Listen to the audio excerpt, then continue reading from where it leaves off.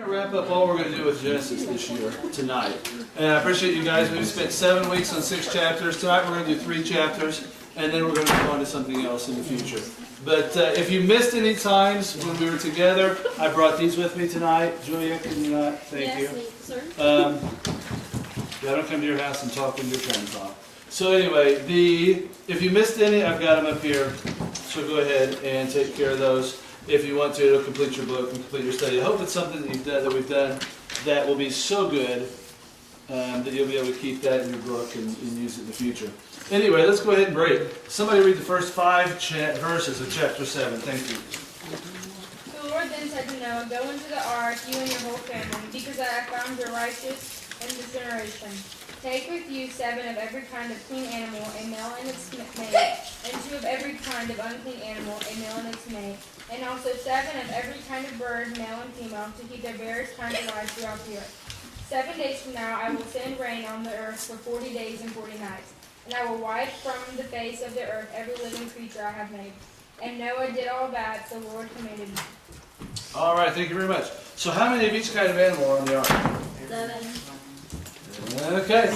Well, before this class started, how many would you have said? 2. All right, because that's what they sometimes say. But I try to every week point out some stuff that we have in our brains that's not exactly true. And I don't know how we get that information in there. You know, about the flood, and about Adam and Eve, and about the times and all that. So yeah, it was 2 of every unclean animal, but 7 of every clean animal. Does anybody guess why? Why do you want more of the clean animals? Because they're clean. When it says clean, does that mean they just had a bath? No, it was their food. What does that mean? It was their food. Yeah, they're usable for food. A clean animal is an animal you could eat. An unclean animal is an animal you can't eat. Okay, like a possum. Okay, nobody eats a possum. Nobody eats a cat. Those are unclean animals. You don't eat dogs. Those are unclean animals. The clean animals are the cows and the chickens and the I don't know whatever else. The stuff that the Jews could eat. So why do you want more of those? Well, because what's Noah going to do on the ark? He's going to want to eat. So you take 7 of those, so you can eat 5 of them, keep 2. And then 7 of every bird. For the same reason, oftentimes they sacrificed to God. If you only took 2 cows, and then you decide to make a sacrifice to God, and you kill one of the cows, what would there not be around today? There would be no cows. So have you ever stopped to wonder what animals were on the ark that accidentally got stepped on? Or accidentally got sacrificed, or there's like, dang, you brought 2 girls, man. So who knows what creatures we don't see today because somebody messed up. Why was Noah chosen? Why is Noah the only guy? Remember we said last week when we studied Methuselah, his grandpa was not invited? Why was Noah chosen to be on the ark? He was righteous. Andrew, what does that word righteous mean? Hiding inside the word righteous is a word that tells you what it means. Yeah. If I do right things, I am righteous. You'll notice it wasn't because he was smart. It wasn't because he was good looking. It wasn't because he was rich. All things that we try so hard to be. Is God impressed by our wealth, our good looks, our success? Is God impressed by the trophies on our wall? What is God impressed by? The very few small percentage of the population will actually do what is right. It is not, you are not judged by what you know, you're judged by what you do. If I start smacking a lot of people, they will call me a smacker. If I start robbing from a lot of people, they'll call me a thief. You are what you do. Okay? And so, God looks down, He sees only 8 people on this earth that are worth saving. Out of the millions or billions on the planet, He only sees 3 or 4 that are worth saving. And He says, you guys grab your wife, we're going to start over. Again, you notice there in where He mentions, He says he takes every animal after its kind. Can somebody flip back to 124? I want you to read 24 and 25 in chapter 1. And I think He's trying to get at something. This is now the 8th time He's now mentioned the word kind. Animals after their kind. Somebody read 1:24 and 25. Yeah, Rachel, you're going to see 4 of the 8 right here in this one verse. And God said, "Let the land produce living creatures according to their kinds, livestock, creatures that move along the ground, and wild animals, each according to its kind. And it was so. God made the wild animals according to their kinds, the livestock according to their kinds, and all the creatures that move along the ground according to their kinds. And God saw that it was good. Okay, science found out in 1839 that animals have a thing called species. If they would have read their Bible before 1839, they would have found out animals are grouped by species. In Genesis 1:24 and 25, he says, God made animals after their kinds. That means if a mama squirrel has relations with a papa squirrel, guess what they're going to have? A baby squirrel after their kind. Okay, now can animals get together and crossbreed? Yes, they can. Dogs can get together with a... Actually, I know, a really bad joke. Anyway, what? A bulldog can get together with a Shih Tzu, and they would have a... Anyway, animals can get together. Wait, what would they have? Move along, and we're going to edit that out. Anyway, but if a dog gets together with, say, a wolverine, are they able to reproduce? No. Okay? Because animals can only reproduce after their own kind. And that's where we know science has already told us evolution is impossible. Because in evolution, we're supposed to believe that over 3,700 times, this animal got together with this animal and gave birth to another animal. And we know that cannot happen. It can't happen once, let alone 3,700 times. So if evolution is wrong, what is true? The only other option we've got on the table is God's Word, and He says right here, animals cannot reproduce after their own kind. Now there is a thing called macroevolution. Macro is two animals getting together and producing another animal. That's impossible. Otherwise they'd do it, wouldn't they? I mean, wouldn't it be cool? You could go to the zoo and see all kinds of funny stuff, like a half elephant, half kangaroo, really fat and it can jump high. There's all kinds of things they would do, but you can't. Hey now. What's that, a zonkey or a rhinoceros? All kinds of things they would do, they can't, because it's impossible. However, there is microevolution. Little things do change. Over time, animals can change. So, say that there's 800 species of squirrels around the world today. Does that mean there were 800 different squirrels on the ark? No, there were probably 2 squirrels on the ark. But you know, we learned at the Grand Canyon, when we went there as our family last summer, there's one species of squirrel that's only at the Grand Canyon. Well, because species can. The same thing, like say if we got 2 blonde-headed people, and they moved off to an island by themselves, and we came back 10,000 years later, can you guess what color hair their kids would have? Well, dudes are assessing. Their kids would have, thank you. Their kids, he's like that guy on Big Bang Theory, you know? Yeah, anyway. Their kids, you can guarantee, would have blonde hair. Same thing as if we took 2 brown-headed people, put them off somewhere by themselves. So yes, things do microevolution. Things do change a little bit at a little time depending upon the subspecies in the group. So that part of evolution is true. However, the idea of all of them is not. All right, that's too long in that one section. Can somebody read 6 through 10? Somebody not named Rachel. 6 through 10. On chapter 7? I'll read it. Yeah, whatever's in the, yeah, 7, 6 through 10. Thank you. Which one? It doesn't matter. Just go fast. Okay. Noah was 600 years old when the flood waters came on the earth. And Noah had his sons and his wife and his sons' wives entered the ark to escape the waters of the flood. Pairs of clean and unclean animals, of birds and all creatures that move along the ground, male and female, came to Noah and entered the ark, as God had commanded Noah. And after the 7 days, the flood waters came on the earth. Okay, the first age of earth would be this time before the flood. The second age is totally different. Everything's different. Remember, there's not the water envelope around the earth. Time is different. Men live a lot longer. There's creatures that don't exist in the second age that exist in the first age. Why are there not dinosaurs on the earth today? What happened to the dinosaurs? Didn't fit on the ark. They didn't get on the ark. Actually, they would have fit. They didn't get on the ark. One thing let me tell you about the ark real fast. Does it say that all the animals that got on the ark were adults? No. So why would we assume that they were all adults? Why couldn't God let a female elephant calf and a male elephant calf? Why would they have to be humongous? Also, another thing is, animals today, some of them hibernate. If God can cause a flood that swallows the whole earth, if God can march people through the desert and across the sea, if Jesus can walk on the water or come back from the dead, couldn't he cause the animals to fall asleep? Why does Noah need all that food if all the animals sleep for 365 days? So that's just things I'm throwing out there. I think probably on the ark they were all adolescent or juvenile creatures. I think also they didn't require food, and that's why Noah didn't have to have such a big ark full of food. Okay, so Noah doesn't have to hunt them or catch them. How do they get to him? Now you guys seen the Evan Almighty? It's kind of like that. Noah wakes up one morning and there's two of every kind of animal. So he doesn't have to go through and check underneath their skirts to see if they're all there. He just tells them, get on, let's go, let's move.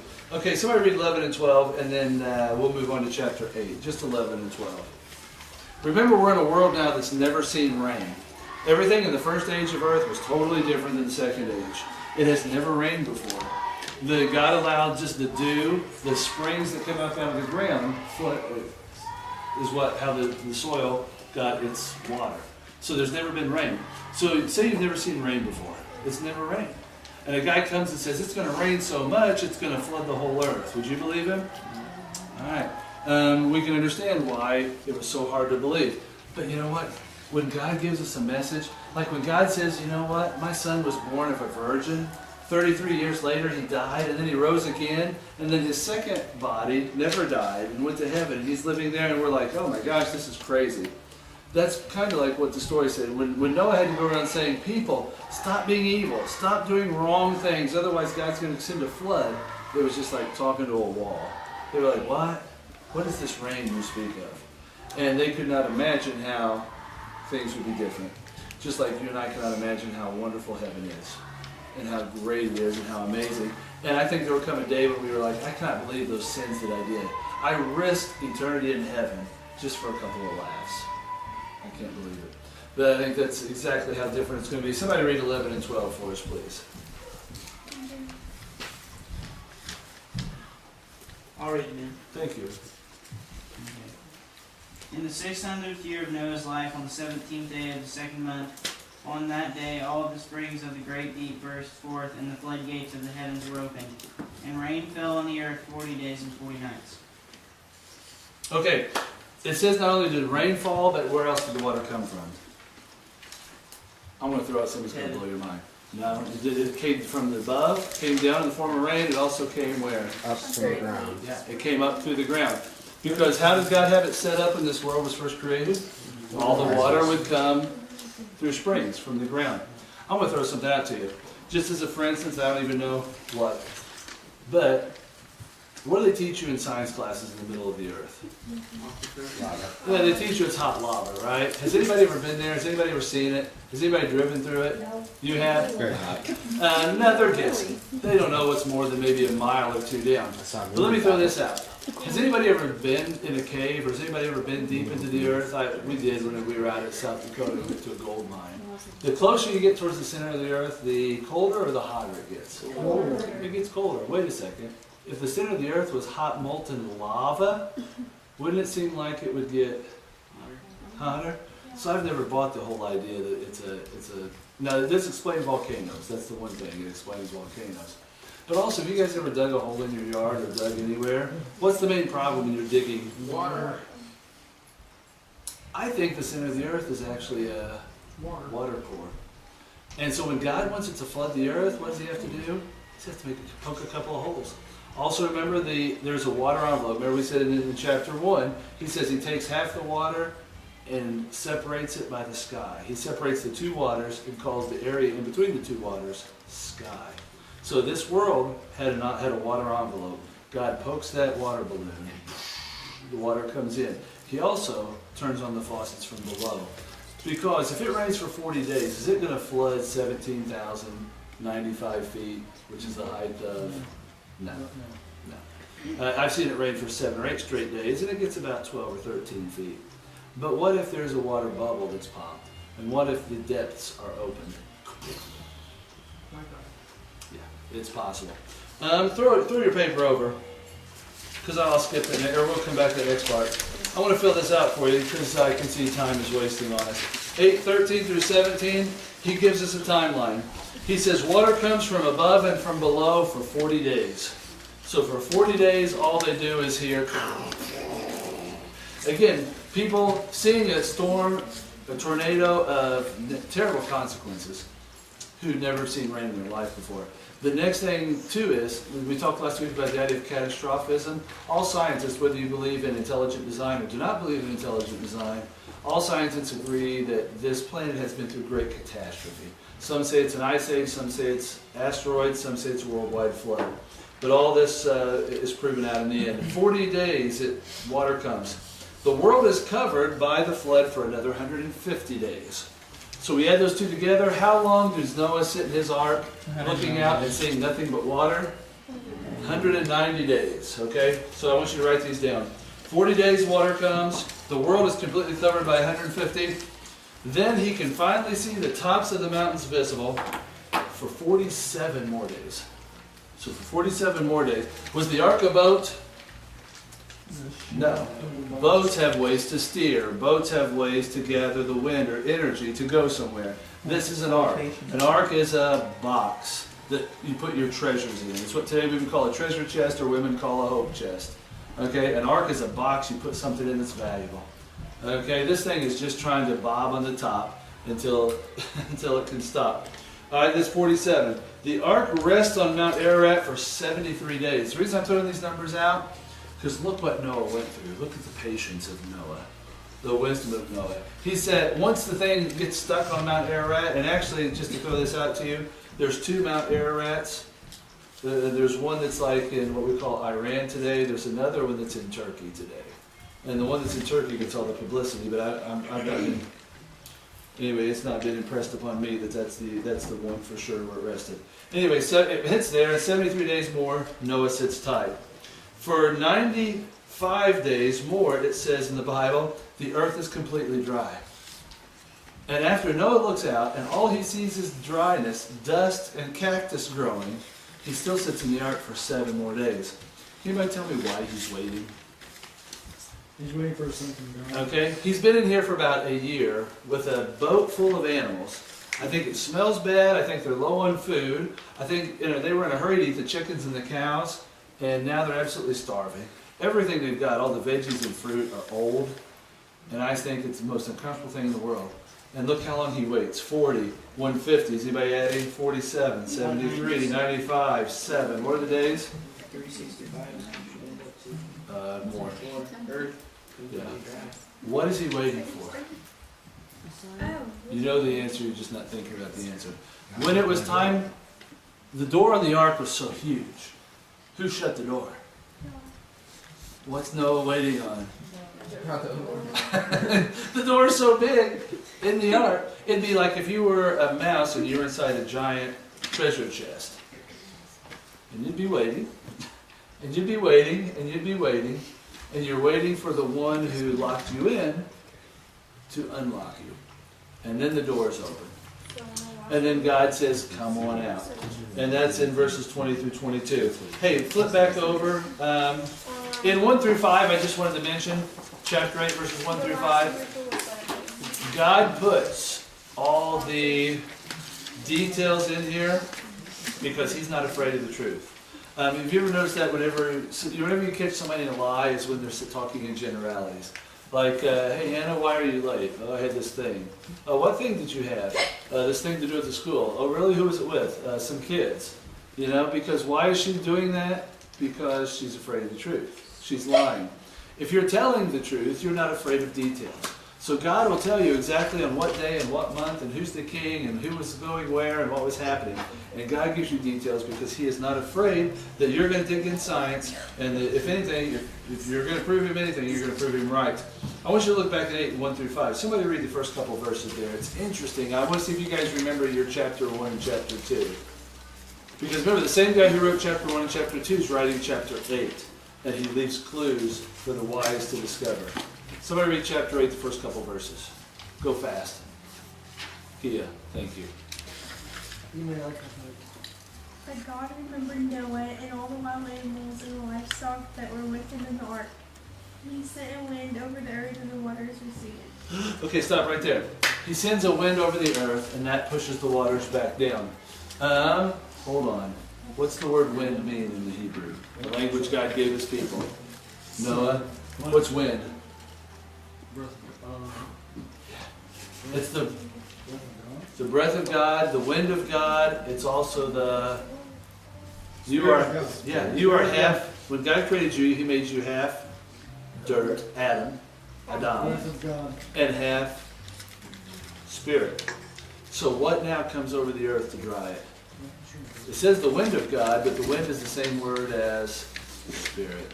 God's spirit shows back up. God was gone for a while, and everything went to HE double hockey sticks. Now God's back, and everything is calm. Did the water, you think, recede to the exact same places as before the flood? I think it's totally different. If you go to the Creation Museum, they think that's when Pangea and the tectonic plates were rotated. They think that's part of how God flooded the earth. He said, okay, if I put you all here in one big landmass, look how much evil you did, look how terrible things turned out, I'm going to separate you. And they think at the same time is when he moved the plates. I'm not sure, it doesn't say that, but it's interesting to think that way. And that would have caused a flood. You know, like if you've got toys in the bathtub and you move them, they get wet on top. Well, if you took all of the earth and moved it, yeah, it would cause a flood. So maybe that's how, and maybe that's why. But God's Spirit now says showed up. I think the water levels aren't the same. I think they're a little bit higher. I just saw a thing on TV. I just throw this out. Don't write this down, please, Rachel. This is terrible.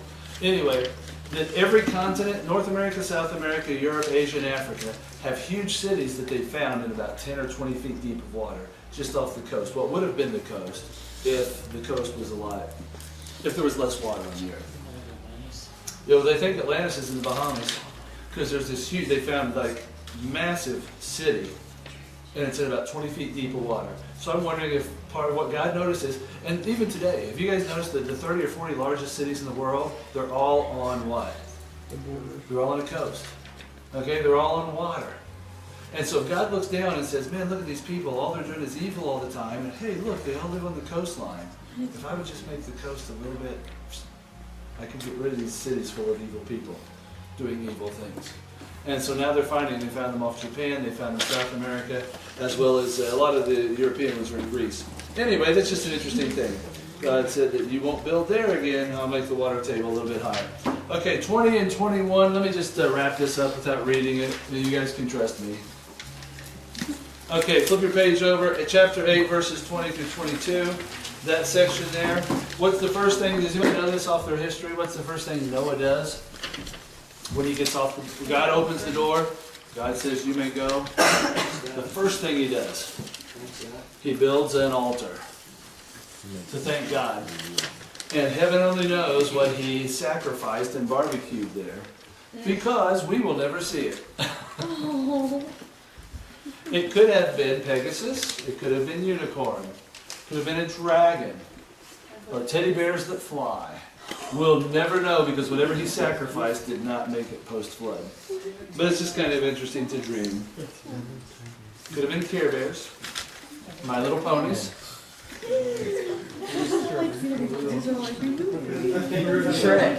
Yeah, a finger food of elephant. Okay, and what's the first thing God does? Shh.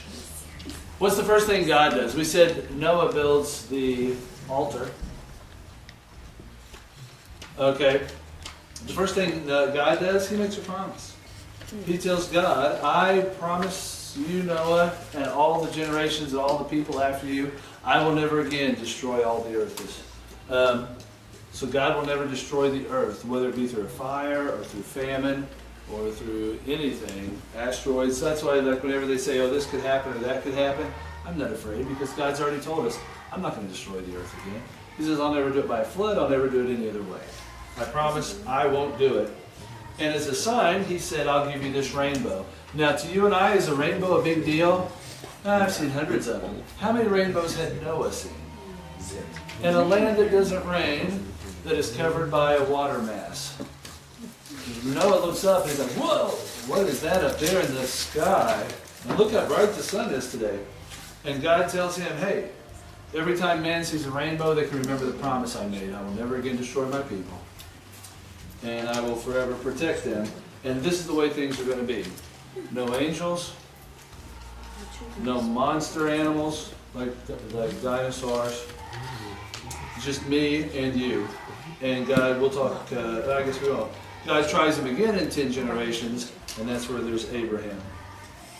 And there's a place in Cincinnati called Creation Museum, and my goal is to take you guys there in January, maybe as late as February. I can get tickets for free, and I'd like for you guys to go. I'll probably set that on a Sunday, so probably have a Sunday in January, February where we'll come to church, and you guys just bring a couple of dollars to grab a lunch. We'll drive to Cincinnati.